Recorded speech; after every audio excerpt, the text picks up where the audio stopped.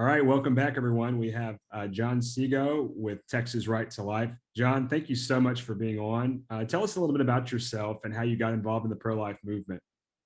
Yeah, thanks for having me, Christian. Looking forward to talking about pro-life movement and what's going on in Texas. Yeah, my name is John Seago. I'm the legislative director for Texas Right to Life. I have worked with Texas Right to Life since '09.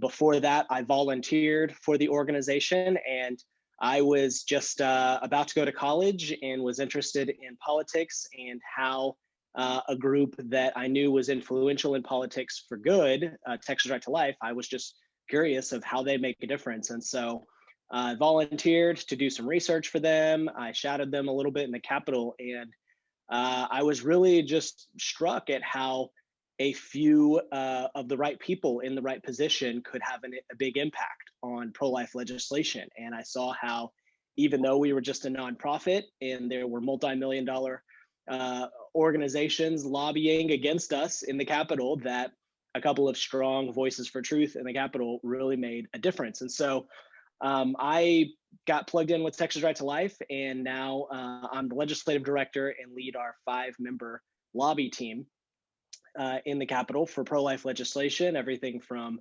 abortion, biotech, patients' rights, and stopping euthanasia. So we cover a lot of ground, but it's a fantastic organization, and we have plenty of ways that people can join us through lobby days or educational events. We really need all hands on deck to push forward and make progress on life.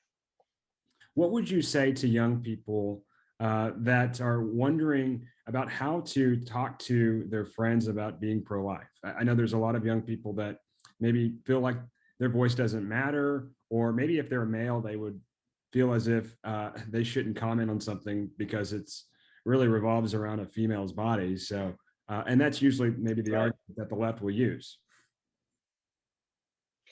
Yeah, I mean, this is one thing that Texas Right to Life focuses on, is engaging these conversations on college campuses, particularly.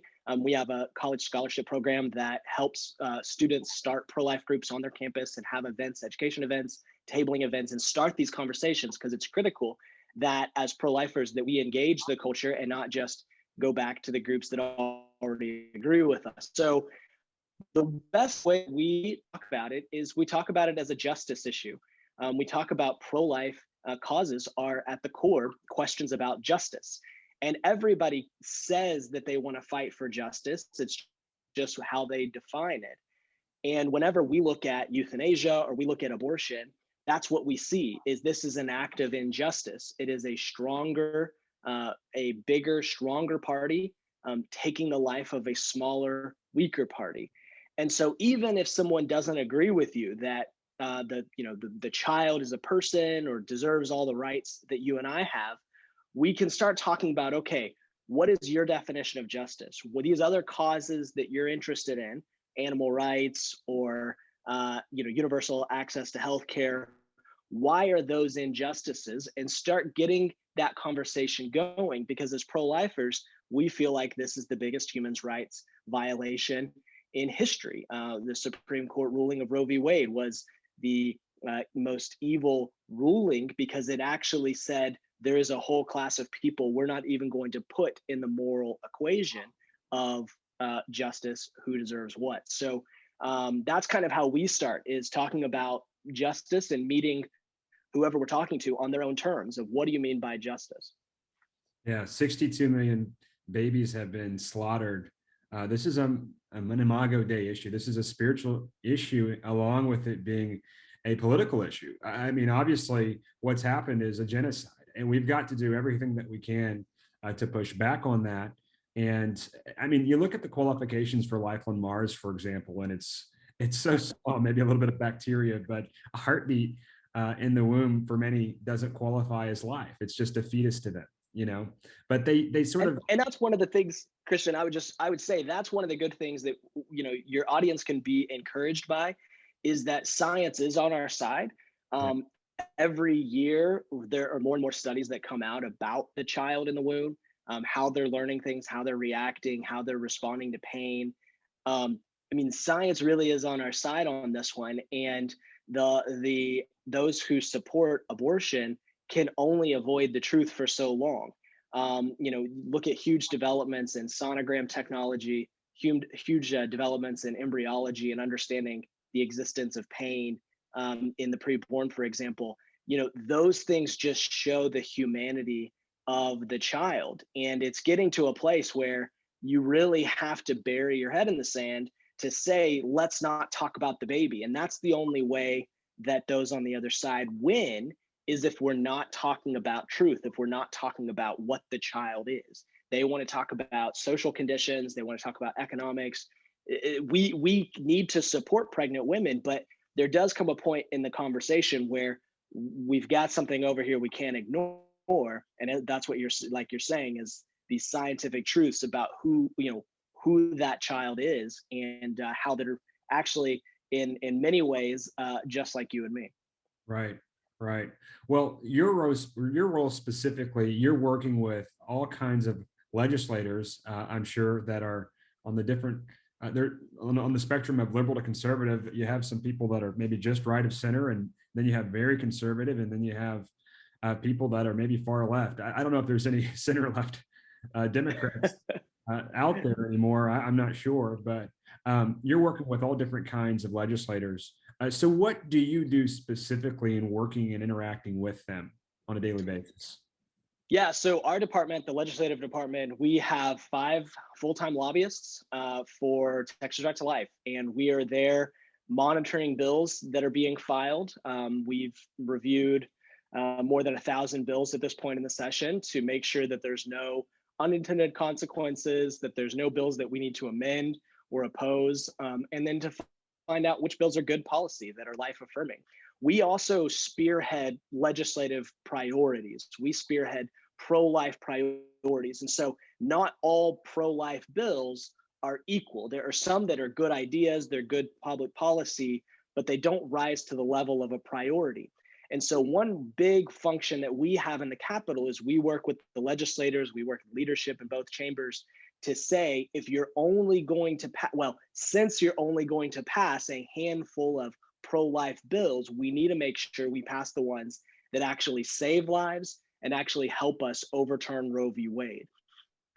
There's some other good policies that don't save lives and they don't help us overturn Roe. Now, they're still good ideas, but I have worked in the Capitol long enough to know I can really only count on 2, maybe 3, if we're lucky, significant pro-life bills passing in a session.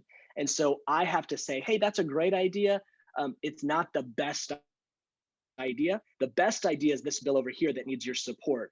And I would love for you to pass 10 pro-life bills, but since we're likely only going to pass a few, because that's how our system is built, these are the ones that are the most important.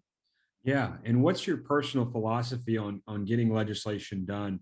Maybe more of the incremental approach, making small gains here and there, like in football, maybe you get a 5-10 yard run, or better to go for the touchdown, to go for the best possible bill that you can possibly get. And of course, the dynamics there. That there are maybe some Republicans that are in name only that are not going to vote on such legislation. And so you have to work with those dynamics. And what do you feel the best approach is? Yeah, so we feel like we have to save the most amount of lives possible in any given session. Our session is only every other year. And so at the end of session, we have a year and a half where the abortions are going to continue. The industry is going to continue to target pregnant women in Texas, and we have to live with that. If we have a small window to pass the most significant legislation. So I look for 3 things in a bill.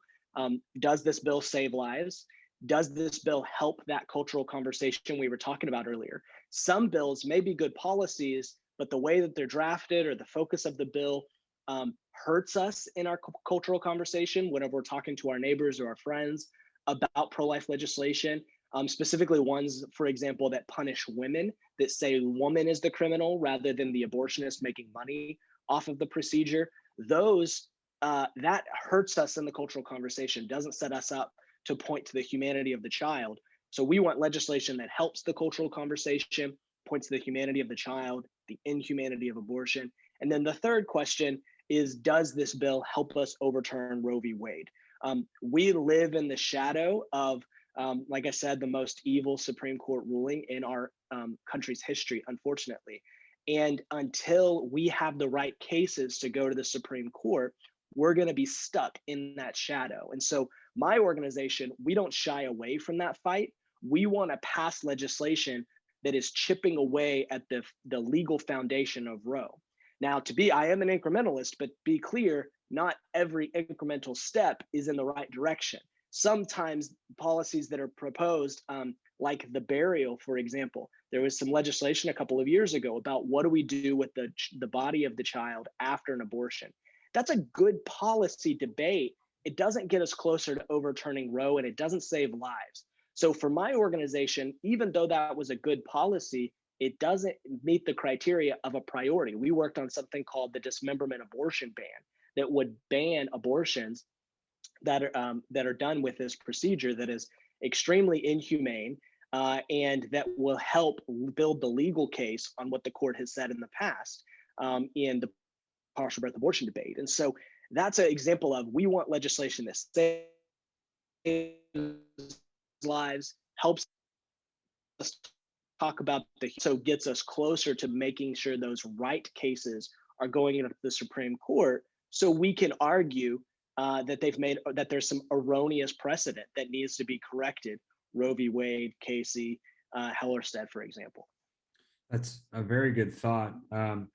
Well, we're looking at the upcoming session, and I've seen that one of the priorities of the Republican Party platform is to abolish abortion. What is the likelihood of that type of bill passing through the current makeup of this Republican-led legislature? Yeah, we were extremely excited to see the support that has been at the convention, the Republican Party of Texas convention for the last 2 years, to support strong pro-life legislation. So there was a debate at the convention of what kind of bill do we want the legislature to do? Do we want them to do a bill that bans all abortions tomorrow and says ignore the federal courts? Or do we want them to pass legislation that will save lives and move us closer to our goal of abolishing abortion?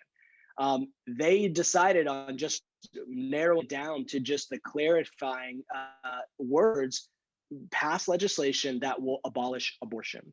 And we completely support that. That is our goal. Our long-term goal is to end every single elective abortion in Texas. That committee, though, they made it very clear they're going to promote bills that get us closer to that goal. And so, there are several pieces of legislation that will stop abortions, that will help us overturn Roe, that have already been filed. You're going to see a flurry of bills being filed in the next 2 weeks. And there's kind of been a backlog of bills, but they're a lot are going to be filed. One thing that we're working on with a couple of legislators is something called an omnibus bill. And it's just one big bill that has multiple policies in it. And this is a really good mechanism to gain support from legislators who have different approaches and different policies, and for the grassroots to clarify to the grassroots at home, yeah, this is actually what we're working on. We're working on a realistic plan to abolish abortion in Texas. And so the Texas Abolition Strategy is what we call this omnibus bill that we're working on with multiple members. And it stops discriminatory abortions based on the child's sex, race, or a disability. It would, 2 years after that, the heartbeat bill would go into effect. And then 2 years after that, so 4 years from the bill being passed, all abortions in Texas would be prohibited. And so this is a date certain for when abortions will be banned in Texas, but it gives us some stepping stones and some cases to send up to the circuit court, to send up to the Supreme Court, so that we can have permanent abolition and not just a temporary win and then lose in the courts. And so that's kind of the big strategy we're working on, Texas Abolition Strategy. We're going to support any bill that does those two. So it might be the abolition strategy package, it might be something else. We're going to support policies that save lives and help us overturn Roe. Those are our immediate goals for this session. I'm excited about the work that you're doing, and I'm optimistic about how that looks. I can't wait to see what comes out of this Republican-led session. So hopefully we'll have some great bills ahead of us. For a lot of people, they are discouraged about what's going on federally, with what's going on with the executive orders that the president has signed. But where people can really make a difference is in their state. So how can people get involved with Texas Right to Life?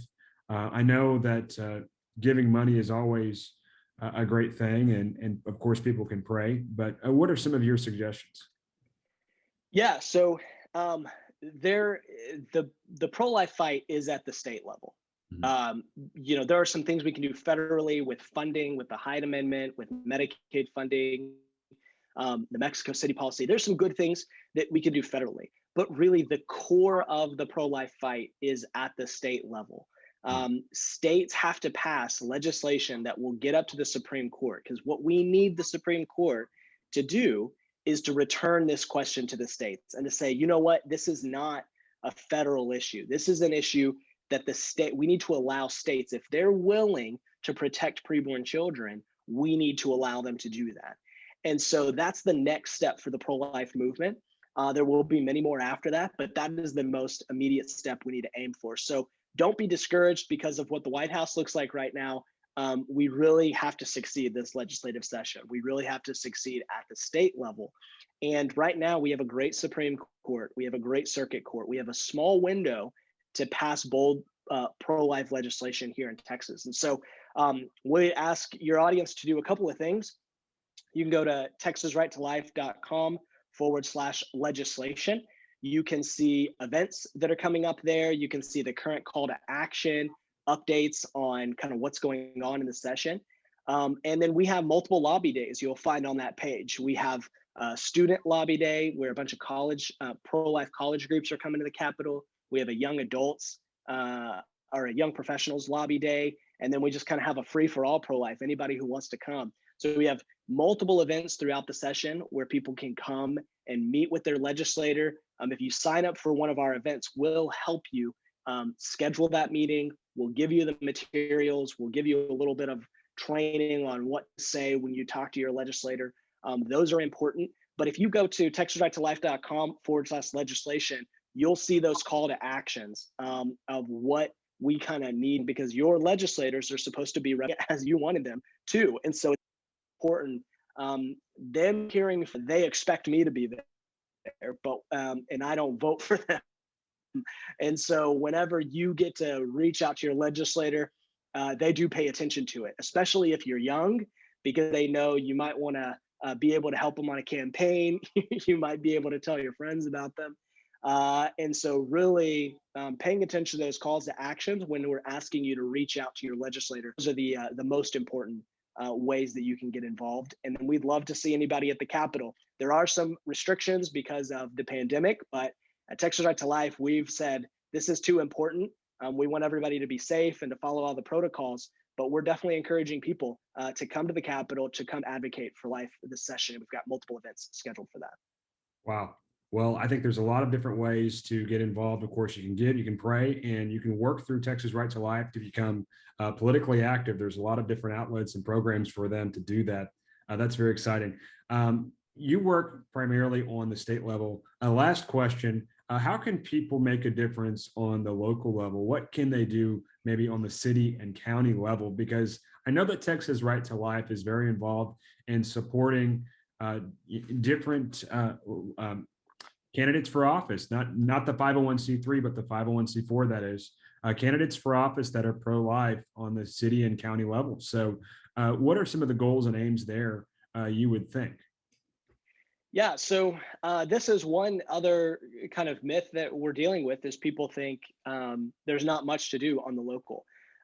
There's actually two big things going on.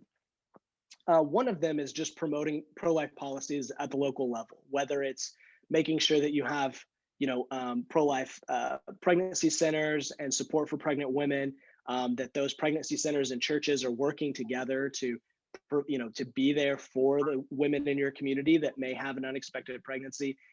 That's a critical way, and people who are working on city council or with the city government get to help those kind of policies. The second thing is an initiative we've been working on called Sanctuary Cities for the Unborn. This is actually a really legally dynamic attack against Roe, where local jurisdictions are passing these ordinances, these city ordinances, that essentially ban abortion in their jurisdiction. And it's a really unique legal attack, and it's kind of a way around what the state legislature is working on, but it's been a very successful thing. We've had 19 cities in Texas, across Texas, pass these ordinances, and they're not resolutions. They're not just ceremonial, hey, we don't like abortion. They're real city policies that keep the abortion industry from coming into your city. So if you live in a city where there's not currently an abortion clinic, this is a really effective tool to be a deterrent, and also to make sure that your elected officials at the city level are really pro-life. And a lot of Texans have found in the last year and a half that even though they voted for their mayor who said he was pro-life, when this issue came up, they didn't want to support it. They thought it was too bold, it was too risky, and a lot of pro-lifers were disappointed. And so this is really a way that those local elected officials can jump in the fight and keep the abortion industry from moving in. There's been some great successes in West Texas, where Planned Parenthood was trying to come back and create a presence. There's been some great successes in East Texas, where they were concerned that a clinic in Louisiana was going to move over the border, because Louisiana's state law is actually stronger than Texas is now. And so some of those communities in East Texas were concerned the abortion industry was going to just come over the line to take advantage of our loose laws. And they've actually done a great job of deterring that with this Sanctuary Cities for the Unborn. You can find more information about that on Facebook or on our website as well. But definitely plenty of work to be done. You know, and we need it all. We need people to be working in Austin. We need people to be working in their communities, serving in their pregnancy centers. That's another front line of the movement, is serving those pregnant women, helping them have life-affirming options. There's a lot you can do for the movement and make a huge difference, even if you can only volunteer a few hours. Well, John, thank you so much. You're exactly right. We need sanctuary life cities all over America. And regardless of whether the state is entirely that way or not, we need to make sure that our cities and localities definitely are. Well, thank you so much for all of your work, and keep it up, my friend. I hope to connect with you soon, and take care, and God bless. Awesome. Thank you, Christian. Have a good one.